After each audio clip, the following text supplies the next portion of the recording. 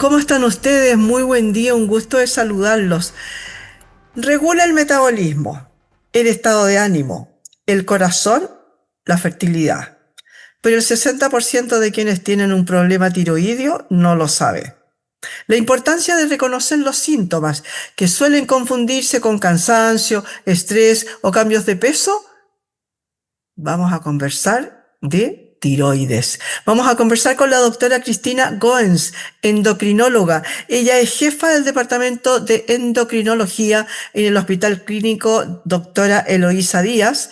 Es profesora de la Universidad Finisterre.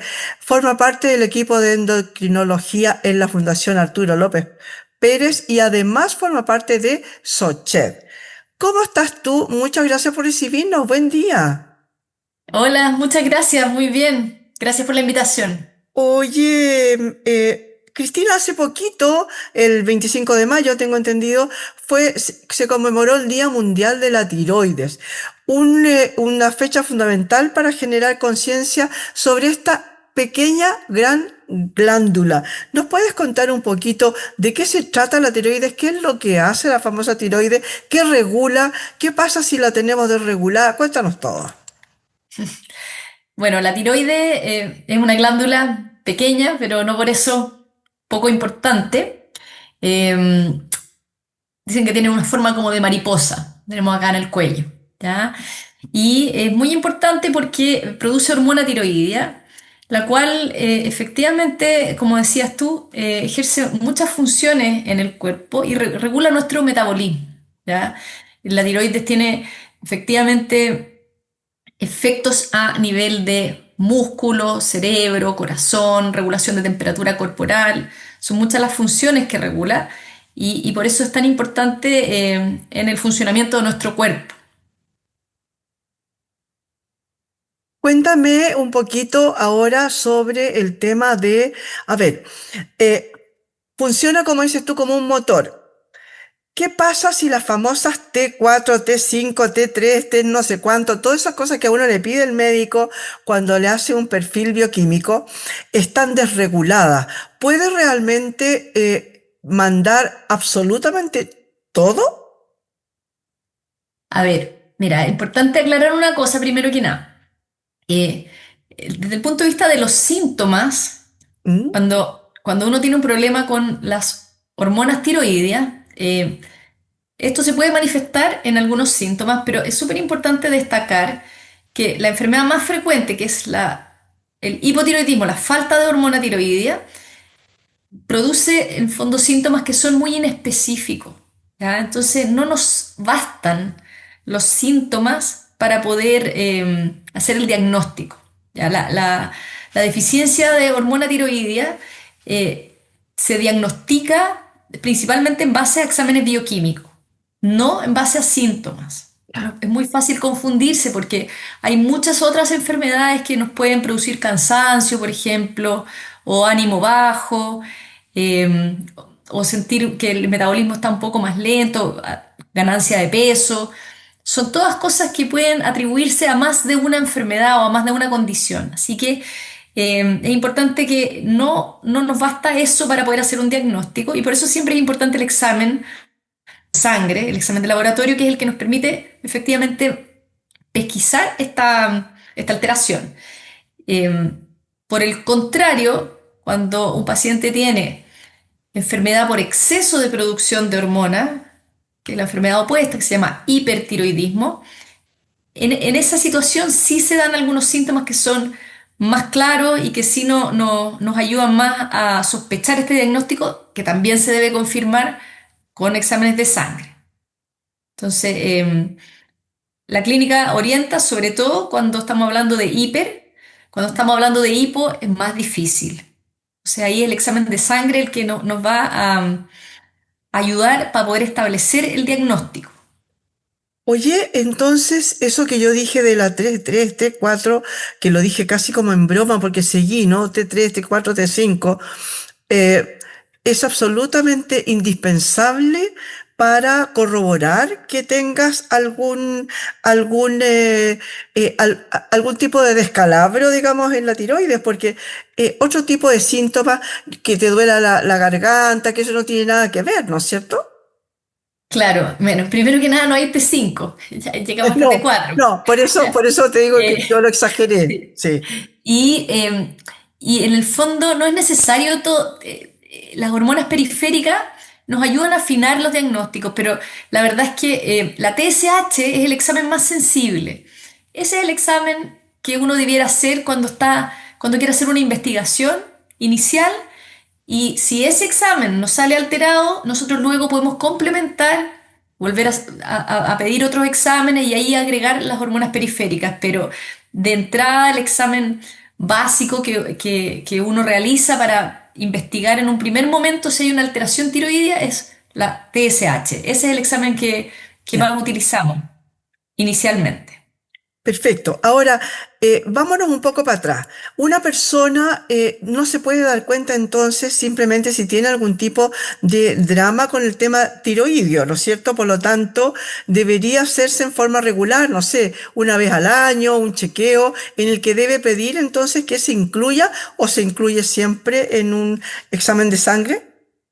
No, de hecho, tú antes mencionaste el perfil bioquímico. Habitualmente el perfil bioquímico no incluye la hormona tiroidea, así que hay que pedirla aparte. Y es un examen que se puede hacer, por ejemplo, una vez al año junto con los exámenes de rutina para corroborar que esté dentro de los rangos normales.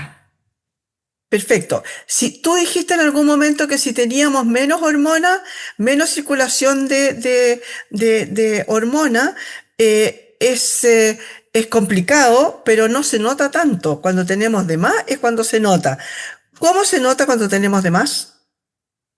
El hipertiroidismo ¿Mm? es la enfermedad que se caracteriza por una producción excesiva de hormona tiroidea, Ujú. y eso suele manifestarse porque el exceso de hormona tiroidea también produce una estimulación del sistema adrenérgico, y los pacientes que están con exceso de hormona suelen presentar taquicardia, palpitaciones, temblor fino de las manos. En general presentan como más nerviosismo, les cuesta más dormir, pueden tener insomnio, baja de peso muy significativa. Son varias las manifestaciones clínicas que puede tener el exceso de hormona, y suelen pasar menos desapercibidas, suelen ser evidentes para los pacientes. ¿Tiene algo que ver esa pregunta? Voy a preguntar algo que mucha gente nos ha hecho el comentario. ¿Tiene algo que ver con el tema de el bocio, por ejemplo? Esa inflamación que nos aparece en la garganta. Mira, bocio significa aumento de volumen en la tiroides, ¿ya? Ujú.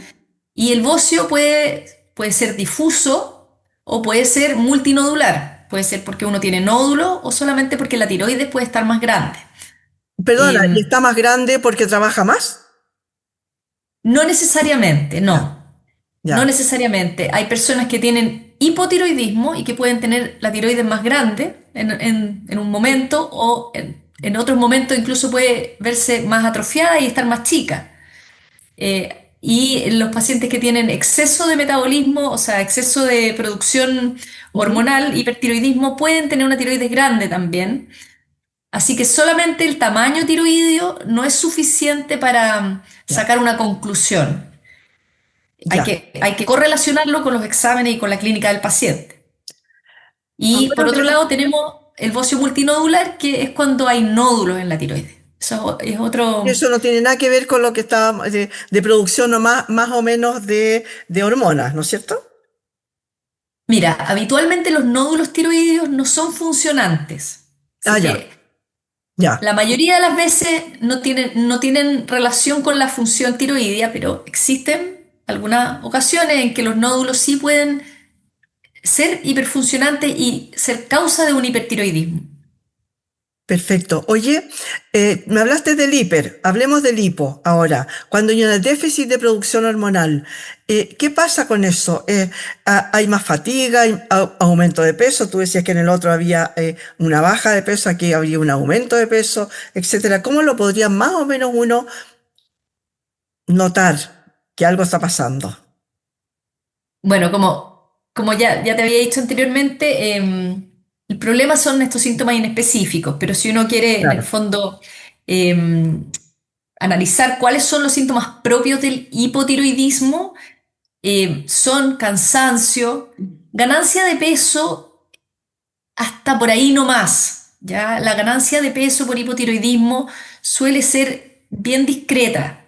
Cuando una persona tiene un exceso de peso más significativo, es difícil atribuirlo solamente a que tenga un problema con la hormona tiroidea. ¿Ya? La falta de hormona a lo mejor puede explicar una ganancia de unos 3 kilos, una cosa así. No una ganancia muy significativa. ¿Ya?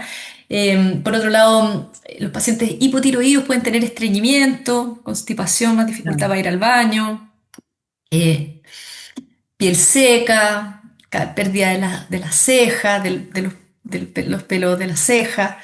Esas son las cosas como con más frecuencia observadas.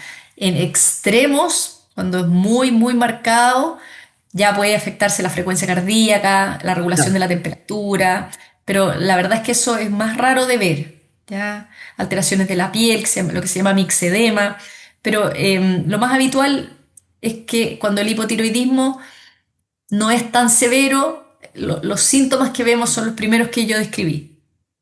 Oye, perfecto, qué importante lo que dices tú, lo de la ganancia de peso. ¿A qué voy? Mucha gente ha tomado aquello de que tomar remedios para producir más hormona podría entonces ayudar en la regulación del peso, echándole la culpa a quien engordó porque tiene eh, menos, necesita más bien ayuda su tiroides. Es importante entonces hablar de esta medicación que ha surgido últimamente como muy fácilmente, ¿no? Porque además es un remedio que se compra muy fácilmente en las farmacias. Mira, yo creo que acá es importante aclarar algo. O sea, si yo tengo sobrepeso y además tengo un hipotiroidismo, conviene tratarme porque me va a ayudar. O sea, no va a resolver el problema, pero me va a colaborar para que yo pueda perder el peso haciendo otras cosas, tomando medidas en cuanto a la alimentación, a la actividad física, etcétera. O sea, desde ese punto de vista tiene sentido evaluar cómo está la tiroides y revisar que esté bien y si tiene algún problema, dejarle el tratamiento que corresponda. Yo creo que eso es importante. Pero lo que sí yo creo que quisiera como destacar es muy peligroso cuando algunos pacientes toman hormona tiroidea para bajar de peso y hay algunos medicamentos o recetarios magistrales más bien que se indican a veces para bajar de peso y que contienen hormona tiroidea y eso claramente no es algo recomendable porque puede acarrear problemas. Como yo mencionaba anteriormente, cuando uno tiene exceso de hormona tiroidea se pueden gatillar arritmias del corazón que pueden traer consecuencias, o sea, no es menor tomar hormona tiroidea sin necesitarla, digamos, solo con el objetivo de bajar de peso. Claro, por un tema estético. ¿Por qué es complejo el cambiar? Por ejemplo, te dan un remedio X, ¿no? Y de repente dejarlo simplemente. ¿Por qué te digo? Yo, por ejemplo, tengo un déficit muy pequeño. Mi médico me dijo, por favor, que nadie te recete X remedio, no te lo vayas a tomar porque va a ser peor el remedio que la enfermedad. ¿Por qué es terrible cambiar o dejarlo o es preferible mantenerse ahí? No sé si te entiendo muy bien en el caso tuyo en particular, pero o sea, creo que en general un concepto muy importante es que las personas no se tienen que automedicar, ¿cierto? Claro, Ni sí, por modificar sus supuesto. dosis, o sea, lo ideal es siempre cuando una persona está tomando un medicamento que le dejó el médico, si nota un problema o tiene una dificultad con ese medicamento, la verdad es que lo más recomendable es que vuelva donde el médico que se lo dejó y le explique que tiene un problema y que juntos busquen una alternativa, una solución. Nunca, en el fondo, hacer cambios por cuenta propia, porque no siempre no siempre ese cambio estamos seguros de que sea lo mejor para la persona. Entonces siempre hay que consultar los cambios y cuando uno ya está embarcado en un tratamiento, ya sea por hipotiroidismo, ¿no es cierto?, con reemplazo hormonal o con hipertiroidismo con los medicamentos que se utilizan en ese caso, es muy importante ser adherente, cumplir, tomarse los medicamentos de la forma en que se indican todos los días, sin falta. La toma errática, desordenada, siempre acarrea problemas. Entonces, para un lado u otro, digamos, o sea, tanto para el hiper como el hipo. Sí, yo te lo comentaba porque me ha pasado ya en varias ocasiones aquello de que hay gente que toma remedios, como te digo, de tal manera de poder bajar de peso, de poder controlarlo, sobre todo a los ya más viejitos, ¿no? Que de repente dice, bueno, un poco como no importa, ¿no? Eh, otra cosa, ¿es más de mujeres o también de varones? Mucho más frecuente en mujeres.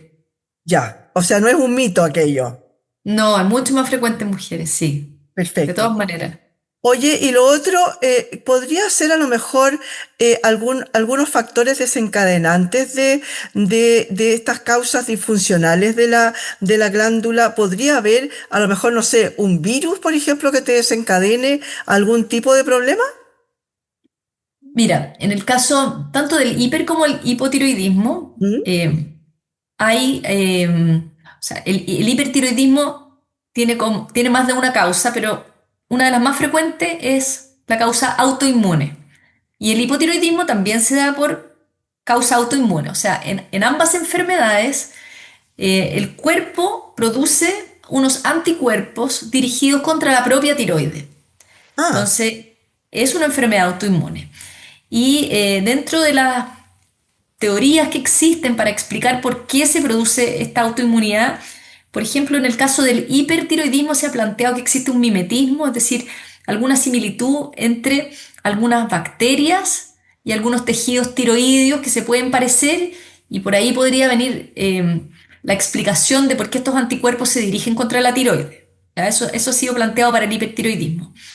Eh, y en el fondo son los anticuerpos los que actúan en la tiroides, son anticuerpos que uno mismo produce y que actúan en la propia tiroides de uno, produciendo, digamos, distintos efectos. ya, perfecto. Oye, y por último hablemos un poquito del cáncer de tiroides. No sé qué tan frecuente es, no sé qué tan tú, bueno, trabajas justamente en la Fundación López Pérez, por lo tanto, cuéntame un poco la incidencia del cáncer en la tiroides. Mira, el cáncer de tiroides es un cáncer muy frecuente.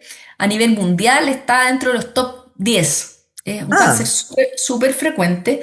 Sin embargo, es muy importante destacar que si bien se ve con mucha frecuencia, la mortalidad por cáncer de tiroides es muy baja.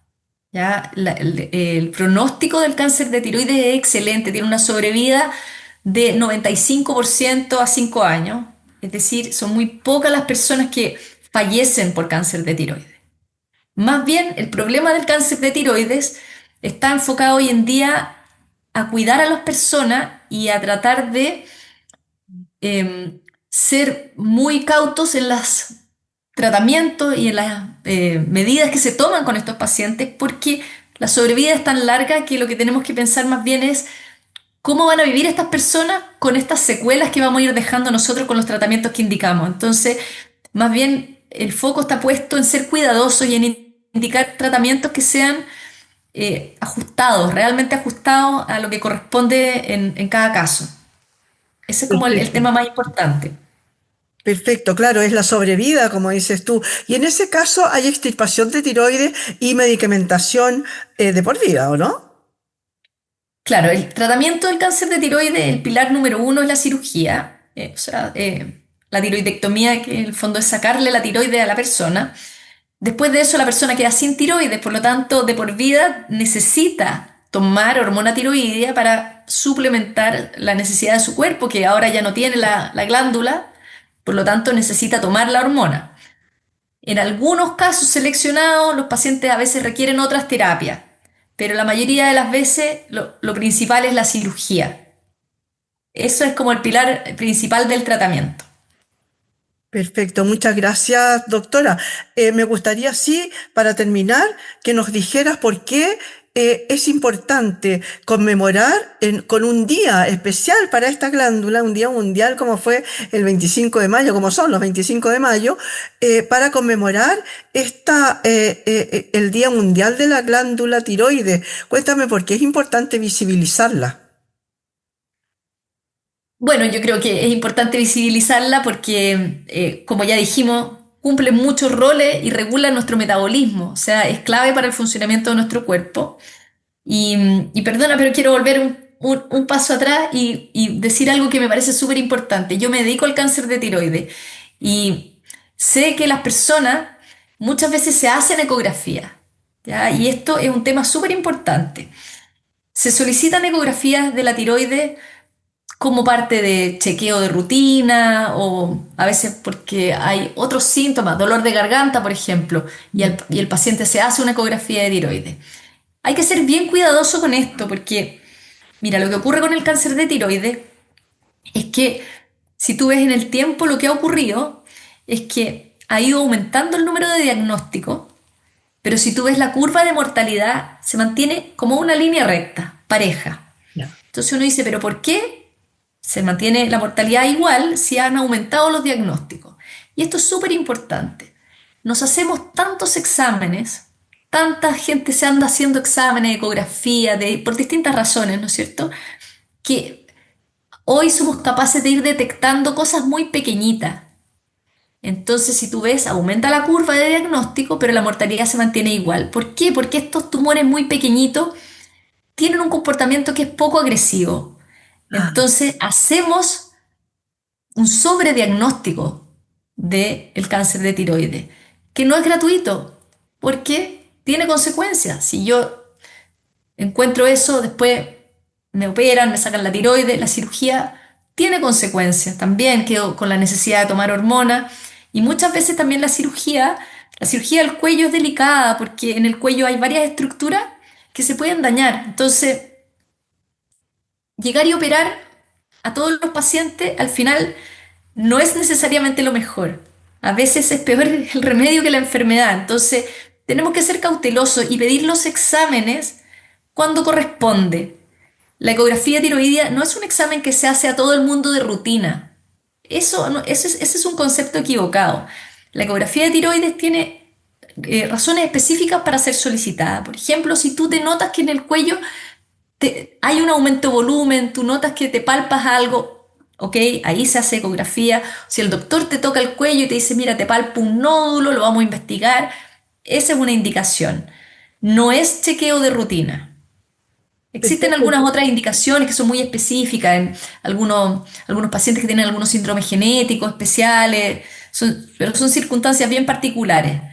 Oye, entonces logro entender que es de muy lento crecimiento, porque dices tú, si a lo mejor es una cosa muy pequeñita y se la detectan a una persona que ya tiene, no sé, por decirte, 70 años, y entonces tú dices, a lo mejor no vale la pena el operarla. Entonces, Exactamente, ya, exactamente.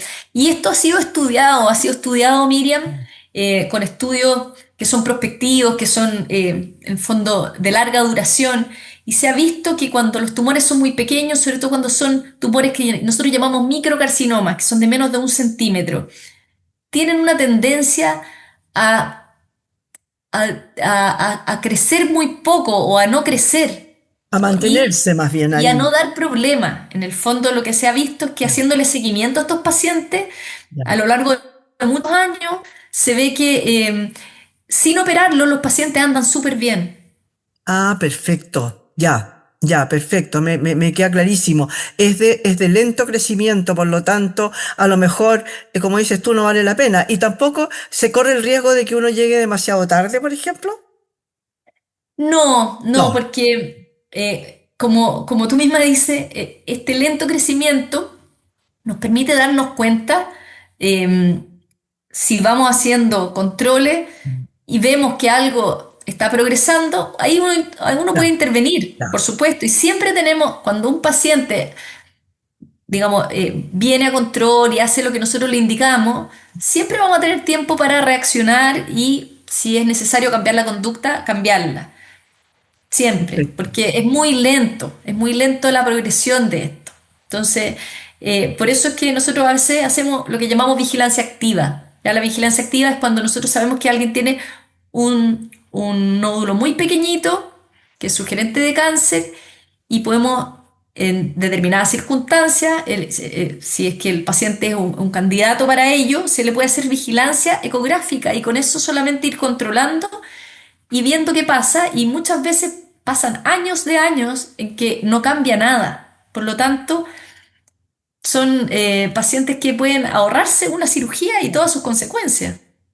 Claro que sí. Oye, muchas gracias. Eso es algo realmente novedoso. No, yo creo que no todo el mundo lo tiene claro, ¿no? El operarse uno generalmente dice, ah, ya, saquémoslo todo de una vez. Y a veces no es tan así. Podemos tener un poquito más de calma, ¿no?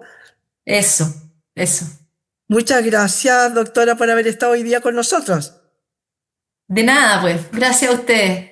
Conversamos con la doctora Cristina Goens, endocrinóloga, sobre el tema de la tiroides, ¿no es cierto? Ella es jefa del departamento de endocrinología en el Hospital Clínico Doctora Eloísa Díaz. Ella forma parte del equipo de endocrinología en la Fundación Arturo López Pérez y también forma parte de SOCHED, la Sociedad Chilena de Endocrinología. Muchas gracias, señoras y señores, por haber estado hoy día en este punto de encuentro.